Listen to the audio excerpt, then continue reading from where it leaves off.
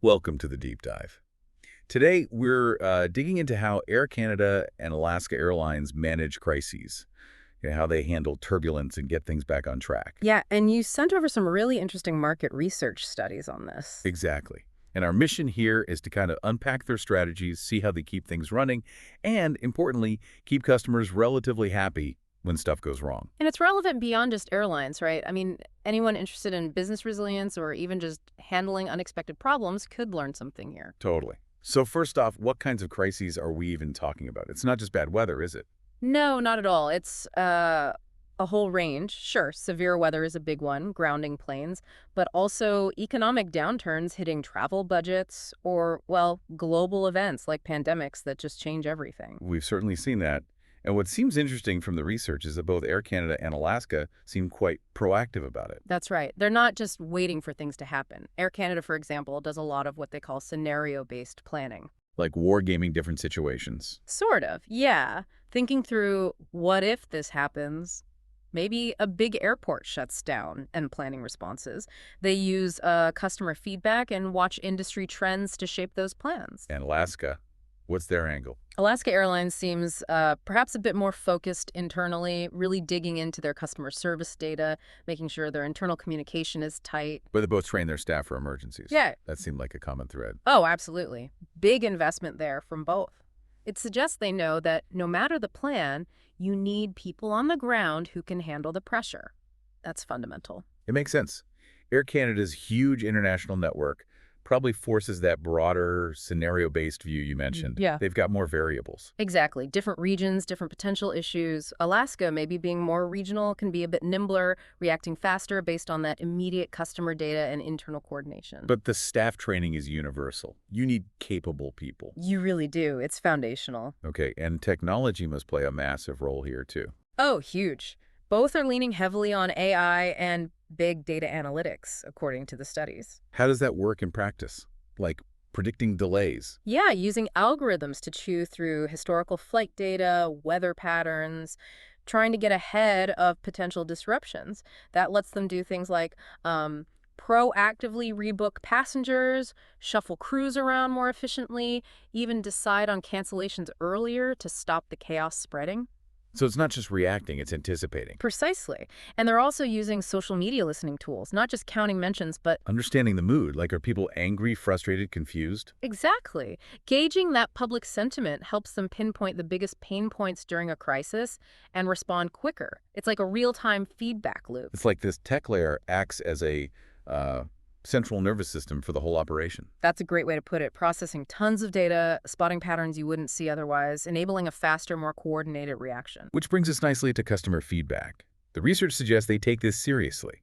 It's not just lip service. Definitely not. They seem to actively use social media comments, survey results, what people tell customer service to really understand where things hurt most for passengers during disruptions. Any specific examples jump out? Well, the research mentioned Air Canada tweaking how they communicate delays and cancellations, making the info clearer, more timely specifically because of customer complaints. So they actually listen and change things. It appears so. That shows, real willingness to adapt. It's one thing to have a plan on paper. It's another to adjust it based on real-world pain. Exactly. And Alaska Airlines shows a similar pattern. They've apparently adjusted policies on compensation, on rebooking flexibility, based on that direct feedback. It points to a pretty customer-centric mindset. Okay, so the plans are there, the tech's humming, they're listening, but then a crisis actually hits. Hmm. What do the recovery strategies look like on the ground? For Air Canada, the focus seems to be heavily on clear digital communication, keeping passengers informed through apps, website updates, emails. Proactive updates are key. Telling people what's happening and what they're doing about it. Right. And offering concrete solutions too, like travel vouchers or refunds to try and, well, make amends for the hassle. Acknowledging the pain and offering something tangible. What about Alaska? Alaska seems laser focused on getting people rebooked. Speed is the priority, getting you on the next available flight, minimizing the actual disruption to your journey. And they use their loyalty program here too, right? The miles for miles thing. Yeah, that's a clever part of it, offering bonus points or miles as a sweetener, an incentive to stick with them even after things went wrong, trying to lock in that future business. So different tactics, but the same goal. Rebuild trust. Pretty much. Air Canada leads with info and compensation, Alaska with speed and loyalty rewards. But they both use things like flexible ticketing for affected passengers, maybe exclusive offers, to stop people drifting away. You mentioned loyalty programs, Aeroplan for Air Canada, Mileage Plan for Alaska. How central are these when things really hit the fan? Very central. For Air Canada, Aeroplan members often get more personalized service during disruptions. Think waived change fees, maybe getting priority on rebooking lists. So it's like a perk of loyalty, better treatment when things go sideways. Exactly. It's a way to reward and retain those high-value customers. Alaska does similar things with mileage plan priority boarding, maybe free upgrades if available, those bonus miles we talked about. Reinforces that feeling of being valued, even amidst chaos. Precisely. These aren't just point schemes, they're strategic tools for relationship management, especially crucial during tough times. How you treat loyal customers, then, really matters for the long haul. Makes sense. But even with all this planning and focus, it can't always go smoothly. What are the big challenges they face? Well, for Air Canada, its sheer size is a challenge, that huge global network. A problem in one place can easily ripple outwards, causing those cascading delays the research talks about. Right, a storm in London could mess up flights out of Toronto days later because crews are out of position. Exactly that kind of thing. Maintaining consistent service across that vast network during a major event is incredibly difficult. And Alaska. Less global complexity, but other issues. Their challenges may be more about maintaining their reputation for really good customer service when suddenly they have thousands of stranded passengers. It's hard to give that personal touch when you're overwhelmed. Scaling that high-touch service under pressure, yeah, I can see that. It's a tough balancing act. And then there are external factors nobody controls, like sudden changes in travel rules or health guidelines. That adds complexity for everyone. Always something new, it seems. So looking forward, how do they try to build this resilience long-term to be ready for the next crisis? Air Canada seems really focused on continuous improvement, analyzing past crises, seeing what worked, what didn't, and using tech to innovate their processes. They also collaborate a lot with airports, other airlines, regulators. Learning and adapting constantly, like refining the playbook. Yeah.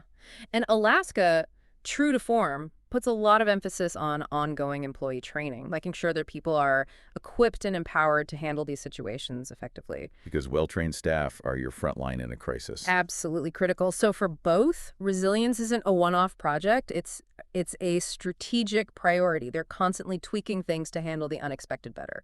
And that brings us to a really striking statistic from the research you shared. Ah, yes, the survey finding. Yeah, that airlines with these kinds of proactive crisis management approaches like the ones we're seeing from Air Canada and Alaska, Yeah. they tend to recover about 30% faster from disruptions. And perhaps even more importantly, they see about 25% higher customer satisfaction rates after the crisis. That really puts a number on the value of all this planning and customer focus, doesn't it? It absolutely does. It shows that investing in being prepared, in communicating well, in treating customers right during tough times, it actually pays off in faster recovery and stronger loyalty down the line. So, wrapping up our deep dive today, it's clear both Air Canada and Alaska are pretty sophisticated in how they approach crisis management. It's not just reactive firefighting. No, it's deliberate, proactive planning, smart use of technology for prediction and communication, really integrating that customer feedback and leveraging loyalty programs strategically. They face different hurdles, Air Canada with scale, Alaska with maintaining service levels under pressure, but that core commitment to improving and focusing on the customer seems shared. Definitely. It shines through in the research. So here's something to think about as we finish. We've talked a lot about airlines, but consider these principles.